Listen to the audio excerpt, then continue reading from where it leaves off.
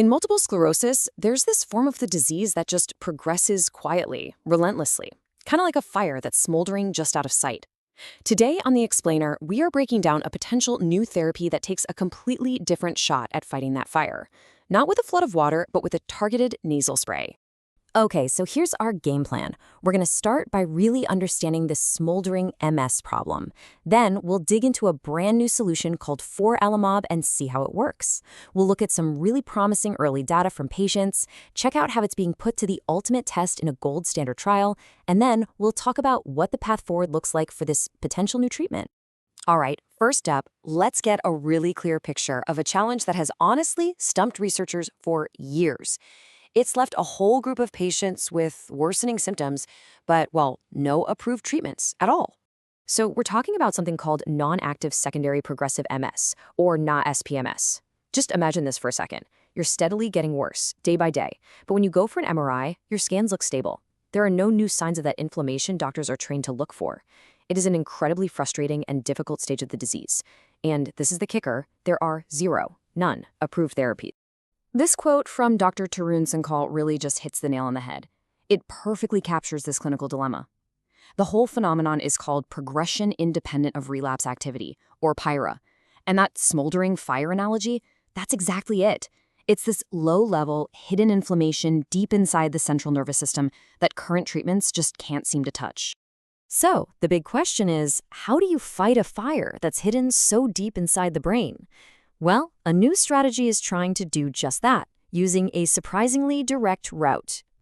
And here it is, foralumab. Now, technically, it's an anti-CD3 monoclonal antibody, which is just a fancy way of saying it's a highly specific lab-made protein designed to do one single job. But the real innovation here is twofold. First is what it does, which we'll get to. But just as important is how you take it. Instead of an IV or an injection, foralumab is a simple nasal spray. It's the only one of its kind being developed for MS.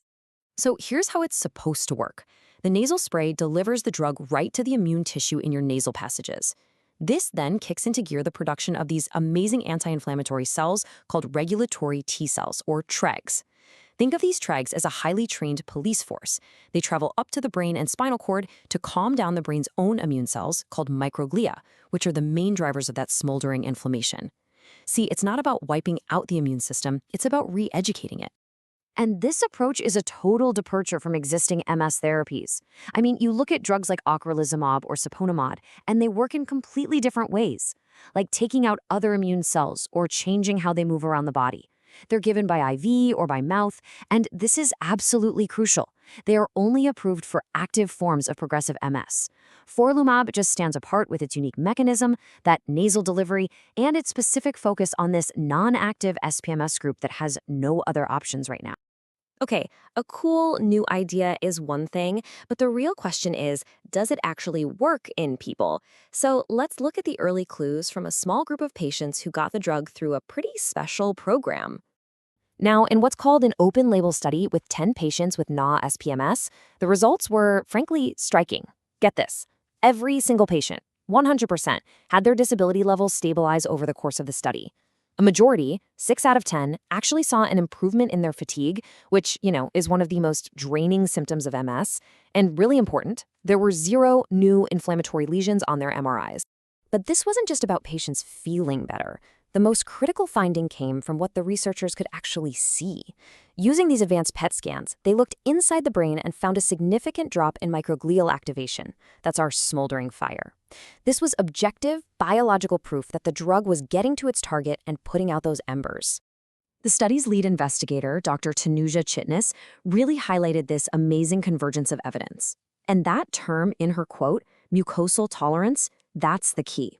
It's the scientific idea of using surfaces, like the lining of the nose, to teach the immune system to have a tolerant, anti-inflammatory response. In this case, to create those calming TREG cells that then make their way to the brain. But, and this is a big but, as promising as those early clues are, they came from that open-label study, which is really just the beginning. To truly prove a drug works and get it approved, you need a much more rigorous test. So to really get why this next step is so important, we have to compare these study types. That early data came from an open-label study where everybody knew they were getting foralumab. That's great for seeing if a drug is safe and if it might be working. But to get rid of any bias to account for the placebo effect, you need the gold standard, a randomized double-blind placebo-controlled trial. Here, nobody, not the patients, not the doctors, knows who's getting the real drug and who's getting a placebo. And that is exactly what's happening right now. The INFORM MS trial is a phase 2A study designed to do just that. It's bigger, it's more robust with up to 54 patients, and it's using that gold standard design. And notice the main goal here. It's not just about symptoms. It is about measuring the change in that smoldering microglial activation using those PET scans. This is the test that will give us the definitive proof. All right, let's bring it home. What's the path forward? How is this whole thing being sped up? And what does the big picture really look like? So in a major vote of confidence, the FDA gave foralumab fast-track designation in July of 2024. This is a huge deal. This is reserved for drugs that address a serious unmet medical need, which, as we've already established, SPMS definitely is. This designation basically helps speed up the entire development and review process by letting the company talk to the FDA much more frequently. You can see the journey has been really methodical. After they established safety back in 2019, the big phase 2A trial started enrolling patients in late 2023. Now, with that fast-track status in hand and the positive early data officially published, all eyes are on the first half of 2026. That's when we're expecting to see the top-line results from that gold standard trial. Ultimately, the takeaway here is bigger than just this one drug. If this nasal spray approach is proven successful, it could represent a true paradigm shift in how we treat progressive MS. It would move us away from these broad, system-wide immune suppressants and toward a more elegant, targeted way of calming inflammation from within the central nervous system itself. And that could establish a whole new pillar of therapy, not just for MS, but maybe, just maybe, for other neurodegenerative diseases driven by that same smoldering inflammation.